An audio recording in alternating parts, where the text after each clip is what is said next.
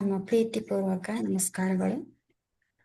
ಮೊಟ್ಟ ಮೊದಲಿಗೆ ನಮ್ಮ ಪ್ರೀತಿಯ ಗುರುಗಳಾದ ಬ್ರಹ್ಮಶ್ರೀ ಪಿತಾಮಹ ಸುಭಾಷ್ ಪತ್ರಿಜಿಯವರಿಗೂ, ಮಾತಾ ಸ್ವರ್ಣಮಾಲಾ ಅಮ್ಮನವರಿಗೂ, ನಮಗೆ ಜನ್ಮ ನೀಡಿದ ತಂದೆ ತಾಯಿಯರಿಗೂ ವಂದಿಸುತ್ತಾ ಇವತ್ತಿನ ಸತ್ಸಂಗ ಕಾರ್ಯಕ್ರಮವನ್ನು ಪ್ರಾರಂಭ ಮಾಡೋಣ.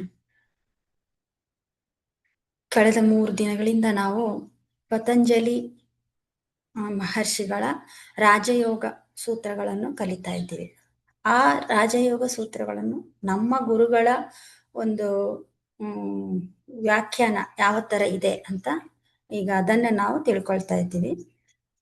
ಮೊನ್ನೆ ಆಸನ, ಪ್ರಾಣಾಯಾಮ, ಪ್ರತ್ಯಾಹಾರ ಇದು 3ರ ಬಗ್ಗೆನೂ ತಿಳ್ಕೊಂಡಿದ್ದೀವಿ. ಈ ಆಸನ, ಪ್ರಾಣಾಯಾಮ, ಪ್ರತ್ಯಾಹಾರ ಅದ ನಂತರ ಬರುವುದೇ ಧಾರಣಾ ಸ್ಥಿತಿ ಅಂತ. ಅಂದ್ರೆ ಈ 4ನೆಯ ಸ್ಥಿತಿ ನಮ್ಮ ಈ ಗುರುಗಳ ಈ ಪತಂಜಲಿ ಸೂತ್ರದಲ್ಲಿ 4ನೆಯ ಸ್ಥಿತಿ ಧಾರಣಾ ಸ್ಥಿತಿ. ಧಾರಣ ಅಂದ್ರೆ ಏನು ಅಂದ್ರೆ, ಧಾರಣ ಅಂದ್ರೆ ಕಾನ್ಸಂಟ್ರೇಷನ್, ಯಾವುದೇ ಒಂದು ವಸ್ತುವಿನ ಮೇಲೆ ಆಗಲಿ ಕಾನ್ಸಂಟ್ರೇಷನ್ ಮಾಡೋದು ಅಂತ.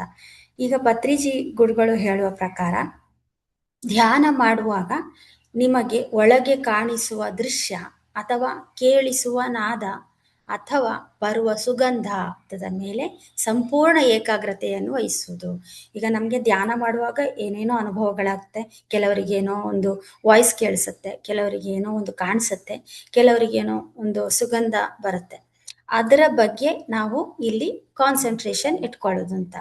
ಈಗ ನಮ್ಮ ಗುರುಗಳು ಏನು ಹೇಳಿದ್ದಾರೆ ಅಂದ್ರೆ, ಅದರಲ್ಲಿ ಯಾವುದೋ ಒಂದು ಮಂತ್ರ, ಯಾವುದೋ ಒಂದು ಹೊರಗಿನ ವಸ್ತು ಅಥವಾ ಏನೋ ಒಂದು ದೇಹದ ಒಳಗಿನ ಒಂದು ಕ್ರಿಯೆಗಳ ಮೇಲೆ ಕಾನ್ಸಂಟ್ರೇಷನ್ ಮಾಡಿಕೊಳ್ಳೋದನ್ನೇ ಅವರು ಧಾರಣ ಅಂತ ಅಂದಿದ್ದಾರೆ. ನಮ್ಮ ಗುರುಗಳು ಇದನ್ನು ಅಲ್ಲಗಳೆಯುತ್ತಾ ಏನಂದಿದ್ದಾರೆ ಅಂದ್ರೆ, ಇಲ್ಲಿ ಧಾರಣ ಅಂದ್ರೆ ನಮ್ಮ ಧ್ಯಾನದಲ್ಲಿ ಕಣ್ಣು ಮುಚ್ಚಿದಾಗ ನಮ್ಮ ಮನಸ್ಸು ಶಾಂತವಾಗಿ 3ನೆಯ ಕಣ್ಣು ತೆರೆದುಕೊಳ್ಳಲು ಆರಂಭಿಸುತ್ತದೆ. ಆ ಸ್ಥಿತಿಯಲ್ಲಿ ನಮಗೆ ಒಳಗಿನ ಪ್ರಪಂಚದ ದೃಶ್ಯಗಳು, ಬೆಟ್ಟ, ಕಣಿವೆ, ಬೆಳಕು, ಇತರ ಎಲ್ಲ ಒಳಗಿನ ನಾದ ಅಥವಾ ದೃಶ್ಯ ಅಥವಾ ಈ ಸುಗಂಧ ಕಾಣಿಸ್ಲಿಕ್ಕೆ, ಕೇಳಿಸ್ಲಿಕ್ಕೆ, ಆಸ್ವಾದಿಸಲಿಕ್ಕೆ ಶುರು ಆಗುತ್ತೆ. ಹಾಗೆ ಒಳಗೆ ಪ್ರಕಟವಾಗುವ ವಿಷಯದ ಮೇಲೆಯೇ ಮನಸ್ಸನ್ನು ಸ್ಥಿರವಾಗಿ ಇಡುವುದನ್ನು ಧಾರಣ ಅಂತ. ಧಾರಣ ಅಂದ್ರೆ ಧರಿಸುವುದು ಅಂತ ಅರ್ಥ ಆಗುತ್ತೆ. ಅಲ್ಲಿ ಏನನ್ನು ನೋಡ್ತೀವ ಅದನ್ನು ನಾವು ಧರಿಸ್ಕೋಬೇಕು, ಅಂದ್ರೆ ಅದರ ಮೇಲೇನೆ ಕಾನ್ಸಂಟ್ರೇಷನ್ ಇಟ್ಕೋಬೇಕು ಅಂತ. ಈಗ ನಮ್ಮ ಪ್ರತ್ಯಾಹಾರದ ಮೂಲಕ ಒಳಮುಖವಾದ ಮನಸ್ಸನ್ನು ಇನ್ನ ಹೇಳಿದೀವಲ್ಲ, ಪ್ರತ್ಯಾಹಾರದ ಮೂಲಕ ನಮ್ಮ ಮನಸ್ಸು, ನಮ್ಮ ಜ್ಞಾನೇಂದ್ರಿಯಗಳು ಎಲ್ಲ ಒಳಮುಖವಾಗಿರ್ತದೆ. ಆ ಮನಸ್ಸನ್ನು ಒಳಗಿನ ಅನುಭೂತಿಯ ಮೇಲೆ ಕೇಂದ್ರೀಕರಿಸುವುದೇ ಧಾರಣ ಅಂತ ಹೇಳ್ತಾರೆ. ಈ ಆಸನ, ಪ್ರಾಣಾಯಾಮ, ಪ್ರತ್ಯಾಹಾರದ ನಂತರ ಬರೋದು 4ನೆಯ ಸ್ಥಿತಿಯೇ ಧಾರಣ. ಈ ಧ್ಯಾನ ಮಾಡುವಾಗ ಮತ್ತೆ ಹೇಳ್ತಾರೆ ನಮ್ಮ ಗುರುಗಳು, ಏನೆಲ್ಲ ಹೊಸ ಸಂಗತಿಗಳು ಕಾಣ್ತಿವೆಯೋ, ಯಾವ ಹೊಸ ಸುಗಂಧ ಬರುತ್ತವೋ ಅಥವಾ ಯಾವ ಹೊಸ ನಾದ ಕೇಳುತ್ತವೋ ಅದರ ಮೇಲೇನೆ ಏಕಾಗ್ರತೆ ವಹಿಸಿ ಧ್ಯಾನ ಮಾಡುತ್ತಾ ಮನಸ್ಸು ಶಾಂತವಾದಾಗ ನಮ್ಮ 3ನೇ ಕಣ್ಣು ಸಕ್ರಿಯವಾಗುತ್ತದೆ. ಆಗ 3ನೇ ಕಣ್ಣು ಸಕ್ರಿಯವಾದಾಗ ನಮಗೆ ಒಳಗಿನ ದೃಶ್ಯಗಳ ಮೇಲೆ ನಾವು ಏಕಾಗ್ರತೆಯನ್ನು ಹೊಂದಬೇಕು. ಅಂದ್ರೆ ಕಾನ್ಸಂಟ್ರೇಷನ್ ನಾವು ಅಲ್ಲಿಗೆ ನಾವು ಕಾನ್ಸಂಟ್ರೇಷನ್ ಇಟ್ಕೋಬೇಕು ಅಂತ. ಇಲ್ಲಿ ವಾಸ್ತವವಾಗಿ ಅವರು ಅದೇ ಹೇಳೋದು ಗುರುಗಳು, ಹೊರಗಿನ ಬೇರೆ ಬೇರೆ ಬುಕ್ಕುಗಳಲ್ಲೆಲ್ಲ ಧಾರಣ ಅಂದ್ರೆ ಯಾವುದೋ ಒಂದು ವಸ್ತುವಿನ ಮೇಲೆ ಕಾನ್ಸಂಟ್ರೇಷನ್ ಮಾಡಬೇಕು, ಯಾವುದೋ ಒಂದು ದೃಶ್ಯದ ಮೇಲೆ ಕಾನ್ಸಂಟ್ರೇಷನ್ ಮಾಡಬೇಕು ಅಂತ ಹೇಳ್ತಾರೆ. ಆದ್ರೆ ಯಾರು ಧ್ಯಾನ ಮಾಡಿದ್ದಾರೆ, ಯಾರು ಸ್ವತಃ ಇದು ಮಾಡಿದ್ದಾರೆ ಅದನ್ನು ಅವರು ಬರ್ದಿರ್ಲಿಲ್ಲ, ಯಾರೋ ಬೇರೆಯವರು ಬರೀತಾರೆ. ಆದ್ರೆ ನಾವು ಈ ನಮ್ಮ ಈ ಧ್ಯಾನ ಶಾಸ್ತ್ರವನ್ನೇ ನಾವು ಒಪ್ಕೊಳ್ಳೋಣ. ಈಗ ನಾವು ಏನ್ ಹೇಳ್ತಾ ಇದ್ದೀವಿ ಅದನ್ನೇ ನಾವು ಪಾಲನೆ ಮಾಡೋಣ ಅಂತ ಹೇಳ್ತಾರೆ. ಧ್ಯಾನ ಮಾಡುವಾಗ ನಿಮಗೆ ಒಳಗಡೆ ಏನೇ ಕಾಣಿಸಿದರೂ ಅದನ್ನು ನಿಮ್ಮ ಧ್ಯಾನದಲ್ಲಿ ಇಟ್ಟುಕೊಳ್ಳಿ. ಧ್ಯಾನ ಮಾಡುತ್ತಾ ಮಾಡುತ್ತಾ ಮನಸ್ಸು ಶಾಂತವಾದಾಗ ನಿಮ್ಮ 3ನೇ ಕಣ್ಣು ತೆರೆಯಲಾರಂಭಿಸಿದಾಗ, ಅಂದ್ರೆ 3ನೇ ಕಣ್ಣು ತೆರೆಯಲಾರಂಭಿಸುವುದಂದ್ರೆ ಇಲ್ಲಿ ಆಜ್ಞಾ ಚಕ್ರ ಸಕ್ರಿಯವಾಗುವುದು ಅಂತ ಹೇಳ್ತಾರೆ.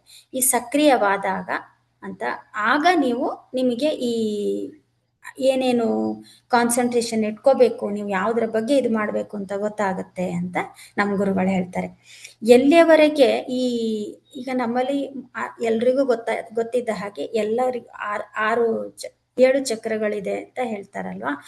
ಈ ಮೂಲಾಧಾರ, ಸ್ವಾಧಿಷ್ಠಾನ, ಮಣಿಪೂರಕ, ಅನಾಹತ, ವಿಶುದ್ಧ ಮತ್ತೆ ಆಜ್ಞಾ ಚಕ್ರ. ಎಲ್ಲಿವರೆಗೆ 6 ಚಕ್ರಗಳು 7ನೇ ಸ್ಥಿತಿ. ಎಲ್ಲಿವರೆಗೆ ಹಿಂದಿನ ಜನ್ಮಗಳ ಕರ್ಮಗಳು ಶುದ್ಧವಾಗುವುದಿಲ್ಲವೋ ಅಲ್ಲಿಯವರೆಗೆ 3ನೇ ಕಣ್ಣು ತೆರೆಯುವುದಿಲ್ಲ ಅಂತ ಹೇಳ್ತಾರೆ. ನಾವು ನಮ್ಮ ಈ ಜನ್ಮಕ್ಕಿಂತ ಮೊದಲು ನಾವು ಎಷ್ಟೋ ಜನ್ಮಗಳನ್ನು ಕಳ್ಕೊಂಡು ಬಂದಿರ್ತೀವಿ. ಅದರಲ್ಲಿ ಎಷ್ಟೋ ಕರ್ಮಗಳು, ಪಾಪಗಳು, ಪುಣ್ಯಗಳು ಮಾಡ್ಕೊಂಡು ಬಂದಿರ್ತೀವಿ. ನಮ್ಮ ಪೂರ್ವ ಜನ್ಮದ ಕರ್ಮಗಳು ಶುದ್ಧವಾಗುವವರೆಗೂ ನಮಗೆ 3ನೇ ಕಣ್ಣು ತೆರೆಯುವುದಿಲ್ಲ ಅಂತ ಹೇಳ್ತಾರೆ. ಅದಕ್ಕಿಂತ ಮುಂಚೆ ಇದು ತೆರೀಲಿಕ್ಕೆ ಸಾಧ್ಯನೇ ಇಲ್ಲ. ನಾವು ನಮ್ಮ ಎಲ್ಲಾ ಕರ್ಮಗಳು ಪ್ರಕ್ಷಾಳನೆ ಆಗುವವರೆಗೆ ನಮಗೆ 3ನೇ ಕಣ್ಣು ತೆರೆಯುವುದಿಲ್ಲ. ಈ ವಿಶುದ್ಧ ಅಂದ್ರೆ ಅದಕ್ಕಿಂತ ಮುಂಚೆ ಇದು ತೆರೆಯುವುದು ಆಯ್ತಲ್ವಾ. ವಿಶುದ್ಧ ಎಂದರೆ ಸಂಪೂರ್ಣವಾಗಿ ಶುದ್ಧವಾಗುವುದು. ವಿಶುದ್ಧ, ನಾವು ಕಂಪ್ಲೀಟ್ ಶುದ್ಧ ಆದರೆ ಮಾತ್ರ ನಮಗೆ 3ನೇ ಕಣ್ಣು ತೆರೆಯುತ್ತದೆ. ವಿಶುದ್ಧದ ನಂತರವೇ ಆಜ್ಞಾಚಕ್ರ ತೆರೆಯುತ್ತದೆ. ಎಷ್ಟು ಜನ್ಮಗಳಲ್ಲಿ ನಾವು, ಗುರುಗಳು ಹೇಳ್ತಾರೆ, ಈ ಪಾಪಗಳು ಏನೇನು ಅಂತ, ಎಷ್ಟು ಜನ್ಮಗಳಲ್ಲಿ ನಾವು ಎಷ್ಟೊಂದು ಆಡುಗಳನ್ನು ತಿಂದಿದ್ದೀವಿ, ಎಷ್ಟೊಂದು ಏಡಿಗಳನ್ನು ತಿಂದಿದ್ದೀವಿ, ಈ ಜನ್ಮದಲ್ಲಿ ಎಷ್ಟು ಮೀನುಗಳನ್ನು ತಿಂದಿದ್ದೀವಿ, ನಾವು ಎಷ್ಟು ಜನರಿಗೆ ಅನ್ಯಾಯ ಮಾಡಿದ್ದೀವಿ, ಅತ್ಯಾಚಾರ ಮಾಡಿದ್ದೀವಿ ಎಂಬ ಲೆಕ್ಕವೇ ಇಲ್ಲ. ಅದನ್ನು ಎಣಿಸಬೇಕಾದ ಸ್ಥಿತಿಯೇ ವಿಶುದ್ಧ ಸ್ಥಿತಿ ಅಂತ ಹೇಳ್ತಾರೆ. ಈ ವಿಶುದ್ಧ ಸ್ಥಿತಿಯಲ್ಲಿ ನಮಗೆ ಎಲ್ಲ ಪಾಪ ಪುಣ್ಯಗಳ ಲೆಕ್ಕ ಸಿಗುತ್ತೆ. ಅದಕ್ಕಿಂತ ಮುಂಚೆ ಮನಸ್ಸು ಶೂನ್ಯವಾದಂತೆ ಭಾಸವಾಗ್ತದೆ. ಆದರೆ ಯಾವಾಗ ಏನು ಮಾಡಬೇಕೆಂದು ಅರ್ಥವಾಗುವುದಿಲ್ಲವೋ ಆಗ ಬಾಯಿಯಿಂದ ಶಬ್ದಗಳು ಬರುವುದಿಲ್ಲ. ಅಂದ್ರೆ ಅವನಿಗೆ ಈ ವಿಶುದ್ಧ ಸ್ಥಿತಿಯಲ್ಲಿ ಅವನ ಕರ್ಮಗಳದ್ದೆಲ್ಲ ಲೆಕ್ಕಾಚಾರ ಸಿಗುತ್ತೆ. ಆಗ ಏನ್ ಮಾಡ್ಬೇಕು ನಾನು ಅಂತ ಹೇಳಿ ಅವನಿಗೆ ಒಂಥರ ಗೊಂದಲ ಸ್ಟಾರ್ಟ್ ಆಗುತ್ತೆ. ದುಃಖದ ಕಾರಣದಿಂದ ಧ್ವನಿಯೇ ಹೊರಡುವುದಿಲ್ಲ. ತಾವು ಮಾಡಿದ ಪಾಪಗಳ ಮೂಟೆ ತಲೆ ಮೇಲೆ ಇರುತ್ತದೆ. ಏನೇನ್ ಮಾಡಿದೀವಿ ಅಂತ ಕಂಪ್ಲೀಟ್ ಅವನಿಗೆ ಗೊತ್ತಾಗುತ್ತೆ. ಆಗ ಕಣ್ಣು ಅವನು ಏನೇನು ಆಗಬಹುದು, ಫಿಸಿಕಲಿ ಏನಾಗ್ಬೋದು ಅಂತ ಅವರು ಹೇಳ್ತಾರೆ. ಕಣ್ಣುಗಳು ಹಾಳಾಗುತ್ತವೆ, ಕಾಲು ಡೊಂಕಾಗುತ್ತೆ, ಪಾರ್ಶ್ವವಾಯು ಹೊಡೆಯುತ್ತದೆ, ಮನೆಯಲ್ಲಿ ಧ್ಯಾನ ಇರುವುದಿಲ್ಲ. ಅವನದ್ದೊಂದು ಸ್ಥಿತಿ. ಆಗ ಅವನು ಎಲ್ಲಾ ಕರ್ಮಗಳನ್ನು ಅನುಭವಿಸ್ತಾ ಅವನಿಗೆ ಏನೇನೂ ದೇಹದ ಕಾಯಿಲೆಗಳು ಬರುತ್ತೆ. ಹೊರಗೆ ಹೋದರೆ ಮನೆಯಲ್ಲಿ ಯಾವಾಗ ಅದು ಧ್ಯಾನ ಮಾಡದ ಸ್ಥಿತಿಯಲ್ಲಿ ಅಂತ ಇಲ್ಲಿ ಗುರುಗಳು ಹೇಳ್ತಾರೆ.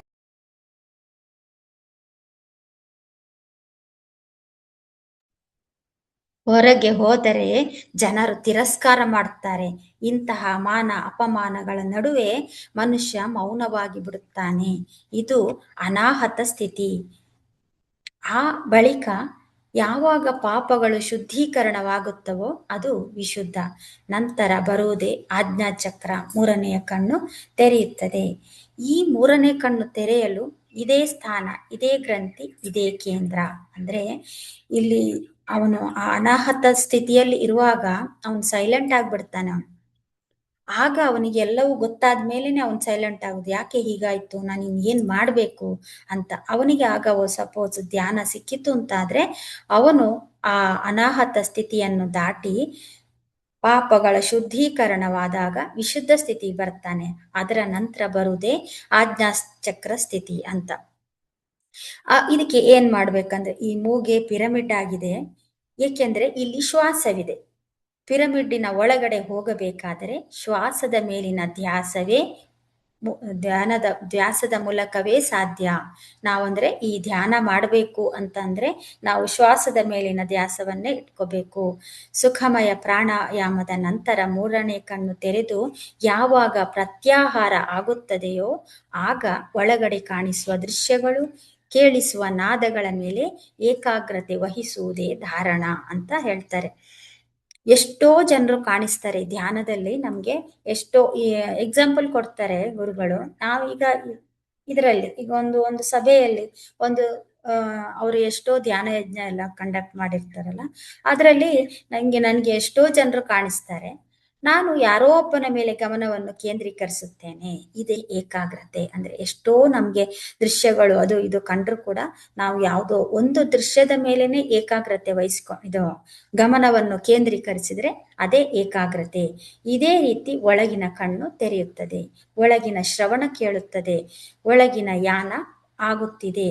ಪ್ರತ್ಯಾಹಾರದ ನಂತರ ಒಳಗಡೆ ಏನೆಲ್ಲ ನಡೆಯುತ್ತಿದೆಯೋ ಅದರ ಮೇಲೆ ಪದೇ ಪದೇ ಏಕಾಗ್ರತೆ ವಹಿಸುವುದರಿಂದ ಪ್ರಾಣಾಯಾಮ, ಆಸನ, ಪ್ರಾಣಾಯಾಮ, ಪ್ರತ್ಯಾಹಾರ ಹಾಗೂ ಧಾರಣವಾಗುತ್ತದೆ. ಧಾರಣ ಅಂದ್ರೆ ಇಷ್ಟೇ, ಯಾವ ನಮ್ಗೆ ಕಾಣಿಸುತ್ತೆ, ಧ್ಯಾನದಲ್ಲಿ ಏನ್ ಕಾಣಿಸುತ್ತೆ ಅದರ ಮೇಲೇನೆ ಕಾನ್ಸಂಟ್ರೇಷನ್ ವಹಿಸುವುದು ಅಂತ. ಅದು ಯಾವಾಗ ಕಾಣಿಸುವುದಂದ್ರೆ ಆಜ್ಞಾಚಕ್ರ ತೆರೆದಾಗ. ಆಜ್ಞಾಚಕ್ರ ತೆರೆದಾಗ ಅಂದ್ರೆ ನಮ್ಮ ಕರ್ಮಗಳೆಲ್ಲ ಪ್ರಕ್ಷಾಳನೆ ಆಗುವುದು. ನಮ್ಮ ಕರ್ಮಗಳು ಪ್ರಕ್ಷಾಳನೆ ಆಗುವ ಸ್ಥಿತಿ ಏನಂದ್ರೆ ವಿಶುದ್ಧ ಸ್ಥಿತಿ. ಎಲ್ಲವೂ ಶುದ್ಧವಾಗುವುದು. ಆ ವಿಶುದ್ಧ ಸ್ಥಿತಿಗೆ ತಲುಪಬೇಕಾದ್ರೆ ನಾವು ಮೊದಲು ಸೈಲೆಂಟ್ ಆಗ್ಬೇಕು. ಅದು ಅನಾಹತ ಸ್ಥಿತಿ. ಆ ಅನಾಹತ ಸ್ಥಿತಿಯಲ್ಲಿ ನಮಗೆ ಎಲ್ಲ ಕರ್ಮಗಳದ್ದು ಗೋಚರ ಆಗಿ, ಅಂದ್ರೆ ನಮ್ಮ ಎಲ್ಲ ಕಾಯಿಲೆಗಳಾಗ್ಲಿ, ನಾವು ಮಾಡಿದ ಕೆಲಸಗಳಾಗ್ಲಿ ಎಲ್ಲವೂ ನಮಗೆ ಗೊತ್ತಾಗಿ ನಾವು ಸೈಲೆಂಟ್ ಆಗ್ತೀವಿ. ಸೈಲೆಂಟ್ ಆದಾಗ ನಮ್ಗೆ ಧ್ಯಾನ ಸಿಕ್ಕಿದ್ರೆ ನಾವು ವಿಶುದ್ಧ ಸ್ಥಿತಿ, ಆಮೇಲೆ ಈ ಆಜ್ಞಾಚಕ್ರ ತಲುಪಿ ನಾವು ನಮ್ಮ ಮೂರನೆಯ ಕಣ್ಣು ತೆರೆಯುತ್ತದೆ. ಆವಾಗಲೇ ನಮಗೆ ಈ ಆಸನ, ಪ್ರಾಣಾಯಾಮ, ಪ್ರತ್ಯಾಹಾರ ಹಾಗೂ ಧಾರಣವಾಗುತ್ತದೆ ಅಂತ ನಮ್ಮ ಗುರುಗಳಲ್ಲಿ ಹೇಳ್ತಾರೆ. ನೆಕ್ಸ್ಟ್ ಬರೋದೇ 5ನೆಯ ಸ್ಥಿತಿ ಧ್ಯಾನ. ಈ ಪತಂಜಲಿ ಯೋಗ ಸೂತ್ರದಲ್ಲಿ ನಮ್ಮ ಗುರುಗಳು ಹೇಳಿದ ಸೀರೀಸ್ ಅಲ್ಲಿ ಬರೋದು ನೆಕ್ಸ್ಟ್ ಧ್ಯಾನ. ಮನಸ್ಸಿನ ಆಲೋಚನೆಗಳನ್ನು ನಿಲ್ಲಿಸಿ ಶ್ವಾಸದ ಕಡೆ ಒಂದಾಗಿ ಒಳಗಿನ ಪ್ರಪಂಚವನ್ನು ಜಾಗೃತಗೊಳಿಸುವ ವಿಜ್ಞಾನವೇ ಧ್ಯಾನ ಅಂತ. ಮನಸ್ಸಿನ ಆಲೋಚನೆಯನ್ನೆಲ್ಲ ನಿಲ್ಲಿಸಿ ಶ್ವಾಸದ ಕಡೆ ಒಂದಾಗಿ ಒಳಗಿನ ಪ್ರಪಂಚ ನಮ್ಗೆ ಕಾಣಕ್ಕೆ ಸ್ಟಾರ್ಟ್ ಆಗುತ್ತಲ್ವ, ಅದನ್ನು ಜಾಗೃತಗೊಳಿಸುವ ವಿಜ್ಞಾನ, ಜಾಗೃತಗೊಳಿಸುವ ಒಂದು ತಂತ್ರವೇ ಧ್ಯಾನ. ಹೊರಗೆ ಪೋಲಾಗುವ ಶಕ್ತಿಯನ್ನು ಒಳಗೆ ತಡೆದು ಸಂಗ್ರಹಿಸುವುದೇ ಧ್ಯಾನ ಅಂತ ಹೇಳ್ತಾರೆ. ಧ್ಯಾನ ಅಂದ್ರೆ ಆಸ್ಟ್ರಲ್ ಟ್ರಾವೆಲ್, ಸೂಕ್ಷ್ಮ ಶರೀರಯಾನ. ಧೀ ಅಂದ್ರೆ ಸೂಕ್ಷ್ಮ ಶರೀರ ಮುಂತಾದವುಗಳ ಸೂಕ್ಷ್ಮ ಶರೀರಗಳ ಒಂದು ಸಮೂಹವನ್ನು ಧೀ ಅಂತ ಹೇಳ್ತಾರೆ. ಇದರಲ್ಲಿ ಸೂಕ್ಷ್ಮ ಶರೀರ, ಕಾರಣ ಶರೀರ ಮತ್ತು ಮಹಾಕಾರಣ ಶರೀರ ಎಲ್ಲವೂ ಸೇರಿರುತ್ತವೆ. ಇವೆಲ್ಲವೂ ಒಟ್ಟಾಗಿ ಭೌತಿಕ ಶರೀರದಿಂದ ಹೊರಗೆ ಬರುತ್ತದೆ. ಅಂದ್ರೆ ಈ ಸೂಕ್ಷ್ಮ ಶರೀರ ಯಾನ ಯಾವ ತರ ಆಗ್ತದಂದ್ರೆ, ಈ ಸೂಕ್ಷ್ಮ ಶರೀರ ನಮ್ಮ ದೇಹದಿಂದ ಹೊರಗೆ ಬರುತ್ತೆ. ಹೊರಗೆ ಬರುವಾಗ ಇಲ್ಲಿ ಇನ್ನೂ ಏನ್ ಹೇಳ್ತಾರೆ ಅಂದ್ರೆ ಸುಮಾರು 80% ಹೊರಗೆ ಬರುತ್ತೆ. ಸೂಕ್ಷ್ಮ ಶರೀರ 80% ಹೊರಗೆ ಬರುತ್ತೆ. ಮತ್ತೆ 20% ಶರೀರದ ಪೋಷಣೆಗಾಗಿ ಶರೀರದಲ್ಲೇ ಉಳಿಯುತ್ತದೆ ಅಂತ ಹೇಳ್ತಾರೆ ಗುರುಗಳು. ನಿಮ್ಮ ಆಸ್ಟ್ರಲ್ ಬಾಡಿಯ ಸುಮಾರು 80% ಹೊರಗೆ ಬರುತ್ತೆ. ಇದರೊಂದಿಗೆ ನಡೆಯುವ ಪ್ರಯಾಣವೇ ಧ್ಯಾನ. ಸೂಕ್ಷ್ಮ ಶರೀರಾದಿಗಳ ಸಮೂಹದೊಂದಿಗೆ ನಡೆಯುವ ಈ ಪ್ರಯಾಣ ಅಂತ ಹೇಳ್ತಾರೆ. ಹೊರಗಿನ ಪ್ರಪಂಚದ ಆಸ್ತಿ, ಅಂತಸ್ತುಗಳು, ಸಂಬಂಧಗಳು ಶಾಶ್ವತವಲ್ಲ. ನೀನು ಯಾರೆಂದು ನೀನು ತಿಳಿಯಬೇಕಾದರೆ ಒಳಗಣ್ಣು ತೆರೆಯಬೇಕು. ಅದಕ್ಕೆ ಇರುವ ಒಂದೇ ಮಾರ್ಗ ಯಾವುದೇ ಆಡಂಬರವಿಲ್ಲದೆ ಸಹಜ ಉಸಿರನ್ನು ಗಮನಿಸುವುದು. ಇದುವೇ ಧ್ಯಾನ ಅಂತ ಹೇಳ್ತಾರೆ. ಯಾವ ಹೊರಗಿನ ಪ್ರಪಂಚ ಯಾವುದೂ ಶಾಶ್ವತ ಅಲ್ಲ. ನೀನು ಯಾರು ಎಂದು ತಿಳ್ಕೊಳ್ಬೇಕು. ಅದಕ್ಕೆ ಏನಾಗಬೇಕು? ಒಳಗಣ್ಣು ತೆರೆಯಬೇಕು. ಅದಕ್ಕಿರುವ ಒಂದೇ ಮಾರ್ಗ ಧ್ಯಾನ ಅಂತ ನಮ್ಮ ಗುರುಗಳು ಹೇಳ್ತಾರೆ. ಇದು ಧ್ಯಾನದ ಇದಾಗಿತ್ತು.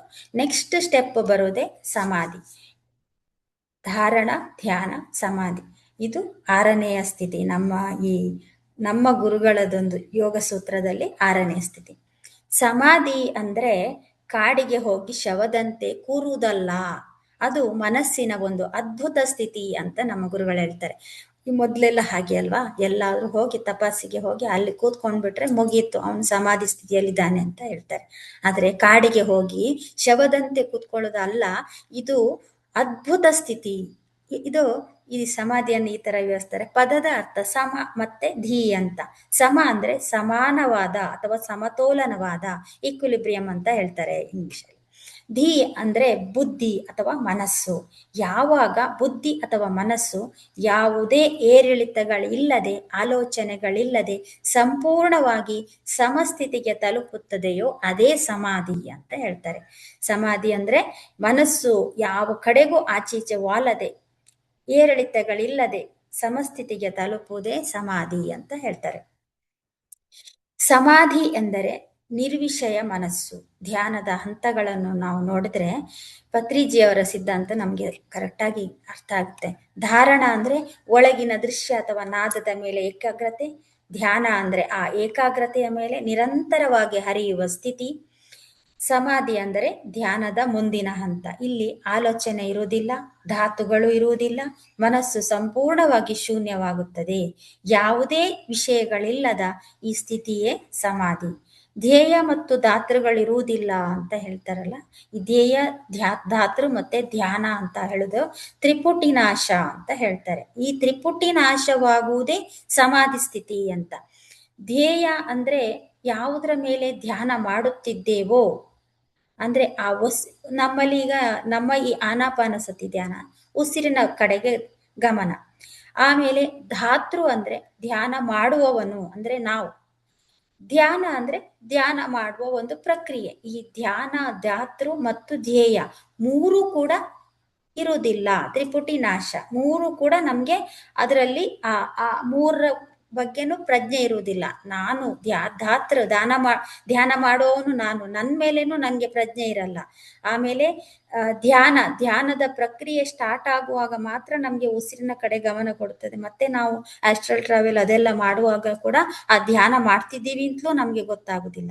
ಧ್ಯೇಯ ಉಸಿರಿನ ಕಡೆ ಗಮನ ಕೊಡುದು, ಆ ಗಮನ ಕೂಡ ನಮ್ಗೆ ಹೊರಟು ಹೋಗುತ್ತದೆ. ಸಾಮಾನ್ಯ ಧ್ಯಾನ ಸ್ಥಿತಿಯಲ್ಲಿ ಸಾಮಾನ್ಯವಾಗಿ ನಾವು ಉಸಿರನ್ನು ಗಮನಿಸ್ತಿದ್ದೀವಿ ಎಂಬ ಪ್ರಜ್ಞೆ ಇರ್ತದೆ. ಆದರೆ ಸಮಾಧಿ ಸ್ಥಿತಿ ಬಂದಾಗ ಆ ವ್ಯತ್ಯಾಸವೇ ಅಳಿದು ಹೋಗುತ್ತದೆ. ಅಲ್ಲಿ ಧ್ಯಾನ ಮಾಡುವ ನಾನು ಇರುವುದಿಲ್ಲ, ಗಮನಿಸಬೇಕಾದ ಉಸಿರು ಪ್ರತ್ಯೇಕವಾಗಿ ಉಳಿಯುವುದಿಲ್ಲ, ಎಲ್ಲವೂ ಒಂದೇ ಆಗಿ ಶೂನ್ಯವಾಗಿ ಬಿಡುತ್ತದೆ. ಇದನ್ನೇ ಧ್ಯಾತೃಗಳಿಲ್ಲದ ಸ್ಥಿತಿ ಅಂತ ಹೇಳ್ತಾರೆ. ಅಂದ್ರೆ ತ್ರಿಪುಟಿ ನಾಶ ಆಗತ್ತೆ ಅಂತ ಸಮಾಧಿ ಸ್ಥಿತಿಯಲ್ಲಿ ಅಂತ ಹೇಳಲಾಗ್ತಿರ್ಲಿ. ಮತ್ತೆ ದೇಹ ಪ್ರಜ್ಞೆ ಮರೆಯಾಗ್ತದೆ. ಅಂದ್ರೆ ಸಮಾಧಿ ಸ್ಥಿತಿಯಲ್ಲಿ ಸಾಧಕನಿಗೆ ಭೌತಿಕ ಪ್ರಜ್ಞೆ ಇರುವುದಿಲ್ಲ. ಅವನಿಗೆ ಬಾಡಿ ಬಗ್ಗೆ ಯಾವ ಪ್ರಜ್ಞೆ ಕೂಡ ಇರುವುದಿಲ್ಲ. ತಾನು ಗಂಡೋ ಹೆಣ್ಣೋ, ಶ್ರೀಮಂತನೋ ಬಡವನೋ, ನಾನು ಎಲ್ಲಿದ್ದೀನಿ ಎಂಬ ಯಾವ ಬಾಹ್ಯ ಪ್ರಜ್ಞೆ ಕೂಡ ಅವನಿಗೆ ಇರುವುದಿಲ್ಲ. ಸಂಪೂರ್ಣ ಮರೆತು ಹೋಗುತ್ತೆ. ಅವನು ಶುದ್ಧ ಜಾಗೃತಿ ಅಂದ್ರೆ ಪ್ಯೂರ್ ಕಾನ್ಶಿಯಸ್ ಸ್ಟೇಟ್ ಅಲ್ಲಿ ಇರ್ತಾನೆ ಅಂತ ಈ ಸಮಾಧಿ ಸ್ಥಿತಿಯಲ್ಲಿ. ಮತ್ತೆ ಈ ಸಮಾಧಿ ಸ್ಥಿತಿಯಲ್ಲಿ ಆತ್ಮವು ತನ್ನ ಮೂಲ ಸ್ವರೂಪವನ್ನು ಕಂಡುಕೊಳ್ಳುತ್ತದೆ. ಅಂದ್ರೆ ಆತ್ಮ ಅಂದ್ರೆ ಎಲ್ಲಿತ್ತು, ನಾನು ಪೂರ್ಣಾತ್ಮನಿಂದ ಬಂದವನು, ನಾನೊಂದು ಅಂಶಾತ್ಮ, ನಾನು ಕೇವಲ ಒಂದು 6 ಅಡಿಯ ಶರೀರ ಅಲ್ಲ, ನಾನೇ ಬ್ರಹ್ಮ ಸ್ವರೂಪಿ, ನಾನೇ ದೇವರು ಎಂಬ ಪರಮ ಸತ್ಯದ ಸಾಕ್ಷಾತ್ಕಾರ ಆಗುತ್ತೆ. ಅದು ಸಕಲ ಸೃಷ್ಟಿಯ ಜೊತೆ ನಾನು ಒಂದಾಗಿದ್ದೇನೆ ಎಂಬ ಏಕತ್ವದ ಭಾವ ಮೂಡುತ್ತದೆ. ಅಹಂ ಬ್ರಹ್ಮಾಸ್ಮಿ, ತತ್ವಮಸಿ ಅಂತೆಲ್ಲ ಹೇಳ್ತಾರಲ್ಲ, ಅದು ಈ ಸಮಾಧಿ ಸ್ಥಿತಿಯಲ್ಲಿ ನಮ್ಗೆ ಲಭ್ಯ ಆಗತ್ತೆ ಅಂತ. ಇಲ್ಲಿ ಯಾವಾಗ ನಿನ್ನ ಶ್ವಾಸದ ಮೇಲಿನ ಧ್ಯಾಸವು ನಿನ್ನನ್ನು ಸಂಪೂರ್ಣವಾಗಿ ಆಲೋಚನಾ ರಹಿತ ಸ್ಥಿತಿಗೆ ಕರೆದೊಯ್ಯುತ್ತದೆಯೋ ಆ ಶೂನ್ಯತೆಯೇ ಸಮಾಧಿ. ಸಮಾಧಿ ಅಂದ್ರೆ ಸಾವಲ್ಲ, ಅದು ನಿಜವಾದ ಜೀವನದ ಆರಂಭ ಅಂತ ಹೇಳ್ತಾರೆ ನಮ್ಮ ಗುರುಗಳು. ಅಲ್ಲಿ ನಿನಗೆ ನೀನೇ ಭಗವಂತನಾಗಿ ಕಾಣುತ್ತಿ. ಸಮಾಧಿ ಎಂದರೆ ಇನ್ನೊಂದು ಕಡೆ ಹೇಳ್ತಾರೆ ಉತ್ತರ ಸಿಕ್ಕಿ ಬಿಡುವ ಅವಸ್ಥೆ, ಅಂದ್ರೆ ಸಮಾಧಾನದ ಸ್ಥಿತಿ ಅಂತ. ಅಲ್ಲಿ ನಮ್ಗೆ ಏನು ಬೇಕು, ಏನೇನು ನಮ್ಗೆ ಕಂಡ್ಕೊಳ್ಬೇಕಂತ ಇರುತ್ತೆ ಅದರ ಬಗ್ಗೆ ನಮ್ಗೆ ಉತ್ತರ ಸಿಕ್ಕಿಬಿಡುತ್ತೆ. ಅಂದ್ರೆ ನಮ್ಮ ತಾಯಿ ಸತ್ತ ಮೇಲೆ ಯಾವ ಲೋಕಕ್ಕೆ ಹೋದರು ಎಂಬುದನ್ನು ನಾವೇ ಸ್ವತಃ ಕಂಡ್ಕೊಳ್ಬೋದು. ಎಲ್ಲಕ್ಕೂ ಉತ್ತರ ಸಿಗುತ್ತೆ. ಬೇರೆ ಯಾರು ಕೂಡ ಅದನ್ನ ನಮ್ಗೆ ಹೇಳ್ಬೇಕಾಗಿಲ್ಲ. ಇಲ್ಲಿ ಮೀಡಿಯೇಟರ್ ಅಂತ ಯಾರೂ ಇಲ್ಲ. ನಮಗೆ ಅದನ್ನು ಹೇಳಲಿಕ್ಕೆ ಯಾರು ಬರಲ್ಲ. ಕೃಷ್ಣನೇ ಸ್ವತಃ ಬಂದು ನಮಗೆ ಎಲ್ಲವನ್ನೂ ಹೇಳುತ್ತಾನೆ, ಅಥವಾ ನಾವೇ ಕೃಷ್ಣನ ಬಳಿಗೆ ಹೋಗಿ ಕೇಳುತ್ತೇವೆ. ಮಧ್ಯದಲ್ಲಿ ಯಾವ ಮಧ್ಯವರ್ತಿಗಳು ಇರುವುದಿಲ್ಲ. ಮಧ್ಯದಲ್ಲಿರುವ ಎಲ್ಲ ಮಾಧ್ಯಮಗಳು, ಪುರಾಣಗಳು, ಕೇಳಿ ಬಂದ ಮಾತುಗಳು, ಗುರುಗಳು ಇವೆಲ್ಲವನ್ನು ಬದಿಗೊತ್ತಿ ಸಿಗುವಂತ ಪ್ರತ್ಯಕ್ಷ ಅನುಭವವೇ ಧ್ಯಾನಶಾಸ್ತ್ರ. ಆದ್ದರಿಂದ ನಾವು ಯಾವಾಗ ಹೆಚ್ಚು ಪ್ರತ್ಯಾಹಾರ, ಹೆಚ್ಚು ಧಾರಣ ಮತ್ತು ಹೆಚ್ಚು ಧ್ಯಾನವಾಗುತ್ತದೆಯೋ ಮತ್ತು ಎಲ್ಲ ಪ್ರಶ್ನೆಗಳಿಗೆ ಉತ್ತರ ಸಿಗಲಾರಂಭಿಸುತ್ತದೆಯೋ ಅದೇ ನಮ್ಮ ಸಮಾಧಿ ಸ್ಥಿತಿ. ಆಗ ನಮಗೆ ಅತೀಂದ್ರಿಯ ಶಕ್ತಿಗಳು ಲಭಿಸುತ್ತದೆ. ಆಗ ಸಮಾಧಿ ಸ್ಥಿತಿ ಅಂದ್ರೆ ಎಲ್ಲದಕ್ಕೂ ಸಮಾಧಾನ ಸಿಗುತ್ತದೆ ಅಂತ ಹೇಳ್ತಾರೆ. ಇಲ್ಲಿ ಇನ್ನು ಸಮಾಧಿಗಳ ಈ ಸಮಾಧಿ ಸ್ಥಿತಿಯಲ್ಲಿ ಸವಿಕಲ್ಪ ಸಮಾಧಿ ಅಂತ ಇದೆ. ಇದರಲ್ಲಿ ಕೆಲವು ಪ್ರಶ್ನೆಗಳಿಗೆ ಉತ್ತರ ಸಿಗುವುದಿಲ್ಲ, ಕೆಲವಕ್ಕೆ ಉತ್ತರ ಸಿಗುತ್ತೆ. ಈ ಸಮಾಧಿ ಸ್ಥಿತಿಯಲ್ಲಿ ಕೆಲವು ಪ್ರಶ್ನೆಗಳಿಗೆ ಉತ್ತರ ಸಿಗಲ್ಲ, ಸಿಗುತ್ತೆ. ಅದನ್ನು ನಾವು ಸವಿಕಲ್ಪ ಸಮಾಧಿ ಅಂತ ಹೇಳ್ತಾರೆ. ಈ ಇನ್ನೊಂದು ಸ್ಥಿತಿ ಇರುತ್ತೆ ವಿಕಲ್ಪ. ಇದರಲ್ಲಿ ಎಲ್ಲದರ ಮೇಲೂ ಡೌಟ್, ಹೌದೋ ಅಲ್ವಾ ಅಂತ ಹೇಳಿ, ಅದನ್ನು ವಿಕಲ್ಪ ಸಮಾಧಿ ಅಂತಾರೆ. ನಿರ್ವಿಕಲ್ಪ ಸಮಾಧಿ ಸ್ಥಿತಿ ಅಂದ್ರೆ ಯಾವುದ್ರಲ್ಲೂ ಕೂಡ ಸಂಶಯ ಇಲ್ಲ, 100% ಎಲ್ಲ ವಿಷಯದಲ್ಲೂ ಸಂಶಯ ರಹಿತ ಆಗಿಬಿಟ್ಟಿರುವುದು ನಿರ್ವಿಕಲ್ಪ ಸಮಾಧಿ ಸ್ಥಿತಿ. ಸಂಪೂರ್ಣ ಆತ್ಮಜ್ಞಾನ ಆ ಒಂದು ಸ್ಥಿತಿಯಲ್ಲಿ ಸಿಗುತ್ತೆ ನಮ್ಗೆ ಅಂತ. ನಿರ್ವಿಕಲ್ಪ ಸಮಾಧಿ. ವಿಕಲ್ಪ ಅಂದ್ರೆ ಸಂದೇಹ, ಯಾವಾಗ ಯಾವುದೇ ಡೌಟ್ ಸಂದೇಹ ಇರುವುದಿಲ್ಲವೋ, ಎಲ್ಲದಕ್ಕೂ ಉತ್ತರ ಸಿಗುತ್ತದೆಯೋ ಅದೇ ನಿರ್ವಿಕಲ್ಪ ಸಮಾಧಿ. ಒಂದು ವೇಳೆ ಕೆಲವು ಸಂದೇಹಗಳು ಇನ್ನೂ ಬಾಕಿ ಇದ್ದು ಕೆಲವು ಸಂದೇಹಗಳಿಗೆ ಪರಿಹಾರ ಸಿಕ್ಕಿದ್ರೆ ಅದು ಸವಿಕಲ್ಪ ಸಮಾಧಿ. ಒಂದು ಎಕ್ಸಾಂಪಲ್ ಹೇಳ್ತಾರೆ. ಅಂದ್ರೆ ಸವಿಕಲ್ಪ, ನಿರ್ವಿಕಲ್ಪ ಅಂದ್ರೆ 100% ನಮ್ಗೆ ಆನ್ಸರ್ ಸಿಕ್ಕಿರ್ತದೆ. ಸವಿಕಲ್ಪ ಸಮಾಧಿ ಅಂದ್ರೆ ವಿಕಲ್ಪ ಅಂದ್ರೆ ಡೌಟ್, ಸವಿಕಲ್ಪ ಅಂದ್ರೆ ಕೆಲವುದಕ್ಕೆ ನಮ್ಗೆ ಪರಿಹಾರ ಸಿಕ್ಕಿರುತ್ತೆ, ಕೆಲವುದಕ್ಕೆ ಸಿಕ್ಕಿರಲ್ಲ. ಅಂದ್ರೆ ಒಂದು ನಮ್ಮ ತಾಯಿ ಯಾವುದೋ ಲೋಕದಲ್ಲಿ ಚೆನ್ನಾಗಿದ್ದಾರೆ ಎಂಬುದು ಒಂದು ನಮ್ಗೆ ಗೊತ್ತಾಗುತ್ತೆ. ಅವರ ಮುಖ ಅಲ್ಲಿ ಹೋಗಿ ನೋಡಿದಾಗ ಅರ್ಥ ಆಗ್ತದೆ. ಆದ್ರೆ ಅವರು ಮುಂದೆ ಏನ್ ಮಾಡ್ತಿದ್ದಾರೆ ಎಂದು ತಿಳಿಯಲು ಇನ್ನೂ ಆಳ ಹೋಗ್ಬೇಕು. ಅಲ್ಲಿ ನಮ್ಮ ತಾಯಿ ಎಲ್ಲಿ ಇದ್ದಾರೆ ಅಂತ ಗೊತ್ತಿರ್ತದೆ, ಅವರ ಮುಖ ನೋಡಿರ್ತೀವಿ ನಾವು, ಅವ್ರು ಏನ್ ಮಾಡಿರ್ತಾರೆ ಅಂತ ಗೊತ್ತಿರೋದಿಲ್ಲ. ಅಂದ್ರೆ ಅವರದ್ದು ಏನ್ ಅಲ್ಲಿ ಮುಂದೆ ಆ ಲೋಕದಲ್ಲಿ ಅವ್ರು ಏನ್ ಮಾಡ್ತಿದ್ದಾರೆ ಎಂಬ ಒಂದು ಕ್ವಶನ್ಗೆ ನಮ್ಮ ಹತ್ರ ಆನ್ಸರ್ ಸಿಕ್ಕಿರಲ್ಲ. ಅದು ಸವಿಕಲ್ಪ ಸಮಾಧಿ ಆಗುತ್ತೆ. ಆಗ ನಾವು ಏನ್ ಮಾಡ್ಬೇಕು, ಇನ್ನೂ ಆಳಕ್ಕೆ ಹೋಗ್ಬೇಕಾಗುತ್ತೆ, ಧ್ಯಾನದ ಇನ್ನೂ ಆಳಕ್ಕೆ ಹೋಗ್ಬೇಕು. ಒಂದು ಪ್ರಶ್ನೆಯ ಉತ್ತರವು ಮತ್ತೊಂದು ಹೊಸ ಪ್ರಶ್ನೆಯನ್ನು ಹುಟ್ಟು ಹಾಕುತ್ತದೆ. ಇದು ಅನಂತ ಪ್ರಯಾಣ, ಇದು ಧ್ಯಾನದ ಪ್ರಯಾಣ, ಇದು ಸತ್ಯದ ಪ್ರಯಾಣ, ಇದು ಆರೋಗ್ಯದ ಪ್ರಯಾಣ ಅಂತ ಹೇಳಿ ನಮ್ಮ ಗುರುಗಳು ಹೇಳ್ತಾರೆ. ಧ್ಯಾನವಿಲ್ಲದೆ ಆರೋಗ್ಯವಿಲ್ಲ, ಧ್ಯಾನವಿಲ್ಲದೆ ಆನಂದವಿಲ್ಲ, ಆರೋಗ್ಯವೇ ಎಲ್ಲಕ್ಕಿಂತ ದೊಡ್ಡ ಭಾಗ್ಯ, ಆನಂದವೇ ಜೀವನದ ಗುರಿ. ನಮಗೆ ಈ ಮಹಾನ್ ಭಾಗ್ಯವೇ ಬೇಕು, ಆನಂದವೇ ಜೀವನದ ಗುರಿ, ಆರೋಗ್ಯವೇ ಎಲ್ಲಕ್ಕಿಂತ ದೊಡ್ಡ ಭಾಗ್ಯ. ಈ ಎಲ್ಲ ಉತ್ತರಗಳು ಯಾವಾಗ ಸಿಕ್ಕಿಬಿಡುತ್ತವೆಯೋ ಮತ್ತು ನಿರ್ವಿಕಲ್ಪ ಸಮಾಧಿಯ ಅವಸ್ಥೆ ಸಿದ್ಧಿಸುತ್ತದೆಯೋ ಆಗ ಆತನೇ ಬ್ರಹ್ಮರ್ಷಿ ಅಂತ ಹೇಳ್ತಾರೆ. ಇಲ್ಲಿ ಇನ್ನೊಂದು ಎಕ್ಸ್ಪ್ಲನೇಷನ್ ಕೊಟ್ಟಿದ್ದಾರೆ ಗುರುಗಳು. ಧಿ ಎಂದರೆ ಬುದ್ಧಿ, ಸಮ ಎಂದರೆ ಸಮವಾದದ್ದು. ಸಮಾಧಿ ಎಂದರೆ ನಿಮ್ಮ ಬುದ್ಧಿಯು ಆ ಕಡೆ ಅಥವಾ ಈ ಕಡೆ ವಾಲದೆ ಸಮ ಸ್ಥಿತಿಯಲ್ಲಿರುವುದು, ಯಾವುದೇ ಒಂದು ಕಡೆಗೆ ವಾಲದೆ ತಟಸ್ಥ ಸ್ಥಿತಿಯಲ್ಲಿರುವ ಸ್ಥಿತಿಯೇ ಸಮಾಧಿ. ಆ ಸ್ಥಿತಿಯಲ್ಲಿ ಸತ್ಯವನ್ನು ಕಂಡ್ಕೋಬಹುದು ನೀವು ಅಂತ. ಒಂದು ವೇಳೆ ನೀವು ಧ್ಯಾನದಲ್ಲಿ ಇಲ್ಲದಿದ್ದರೆ ನೀವು ಸಮಾಧಿ ಸ್ಥಿತಿಯಲ್ಲಿ ಇರುವುದಿಲ್ಲ ಅಂತ ಹೇಳ್ತಾರೆ. ಅದು ಕರೆಕ್ಟ್ ತಾನೆ? ಧ್ಯಾನನೇ ಮಾಡಲಿಲ್ಲ ಅಂದ್ರೆ ಯಾವ ಸ್ಥಿತಿಯೂ ಬರೋದಿಲ್ಲ. ಆಗ ನೀವು ಕೇವಲ ನಿಮ್ಮ ಸ್ವಂತ ನಂಬಿಕೆಗಳ ಕಡೆಗೆ ಮಾತ್ರ ವಾಲುತ್ತೀರಿ ಮತ್ತು ಇತರರ ನಂಬಿಕೆಗಳ ವ್ಯವಸ್ಥೆಗೆ ವಿರುದ್ಧವಾಗಿ ನಿಲ್ಲುತ್ತೀರಿ. ಅಂತಹ ಸ್ಥಿತಿಯಲ್ಲಿ ನೀವು ಸತ್ಯವನ್ನು ಅನ್ವೇಷಿಸಲು ಸಾಧ್ಯವಾಗುವುದಿಲ್ಲ, ಅರ್ಹರೂ ಅಲ್ಲ. ಧ್ಯಾನ ಇಲ್ಲದಿದ್ರೆ ನಿಮಗೆ ಯಾವುದೂ ಸಿಕ್ಕಲ್ಲ. ಯಾವಾಗ ನೀವು ಸಮಾಧಿ ಸ್ಥಿತಿಯಲ್ಲಿರುತ್ತೀರೋ ಆಗ ಮಾತ್ರ ನೀವು ಸತ್ಯದ ಅನ್ವೇಷಣೆಗೆ ಅರ್ಹರು. ಸಮಾಧಿ ಎಂದರೆ ನಿಮ್ಮ ಬುದ್ಧಿಶಕ್ತಿ ಅಥವಾ ಜ್ಞಾನವು ಸಮಾನ ಸ್ಥಿತಿಗೆ ಬರುವುದು, ಅಲ್ಲಿ ಯಾವುದೇ ಕಡೆಗೆ ವಾಲುವ ಒಂದು ಅವಶ್ಯಕತೆ ಇರುವುದಿಲ್ಲ ಅಂತ ಹೇಳ್ತಾರೆ.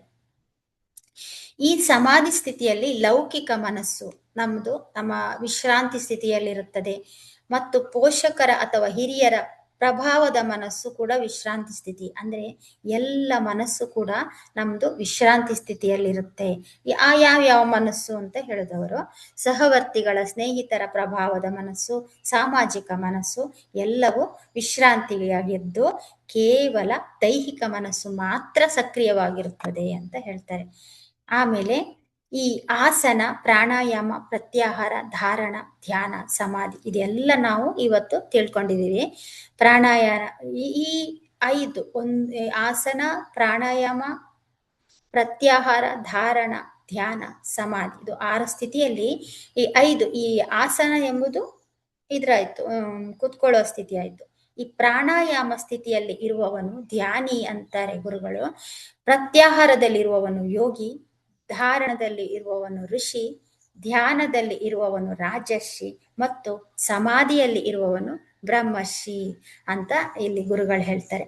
5 ಬೆರಳುಗಳನ್ನು ನೆನಪು ಇಟ್ಕೊಳ್ಳಿ. 5 ಬೆರಳುಗಳನ್ನು ಇಟ್ಕೊಂಡ್ರೆ ಇದು ಭೀಮ, ಉಂಗುರದ ಬೆರಳು ನಕುಲ, ಮಧ್ಯದ ಬೆರಳು ಸಹದೇವ, ತೋರು ಬೆರಳು ಅರ್ಜುನ ಮತ್ತು ಇದು ಧರ್ಮರಾಜ. ಅಂದ್ರೆ ಪಂಚ ಪಾಂಡವರ ಒಂದು ಸ್ಥಿತಿಯನ್ನು ಈ 5 ಇದಕ್ಕೆ ಹೋಲಿಸಿದ್ದಾರೆ.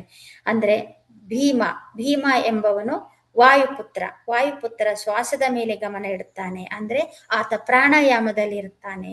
ನೆಕ್ಸ್ಟ್ ನಕುಲ ಬರ್ತಾನೆ, ಅವನು ಕುದುರೆಯಂತೆ ಓಡುತ್ತಾನೆ, ಅಂದ್ರೆ ವಿಶಾಲವಾದ ಪ್ರಾಣಶಕ್ತಿಯನ್ನು ಗ್ರಹಿಸ್ತಾನೆ, ಇವನು ಯೋಗಿ. ಈ ಭೀಮ ಎಂಬುವನು ಧ್ಯಾನಿ. ನೆಕ್ಸ್ಟ್ ನಕುಲ ಬರ್ತಾನೆ, ನಕುಲ ಯೋಗಿ ಆಗ್ತಾನೆ. ಆಮೇಲೆ ಈ 3ನೇವನು ಋಷಿ ಅಂದ್ರೆ ಇಲ್ಲಿ ಸಹದೇವ, ಸಹ ಸೃಷ್ಟಿಕರ್ತ ಅಂತ ಹೇಳ್ತಾರೆ.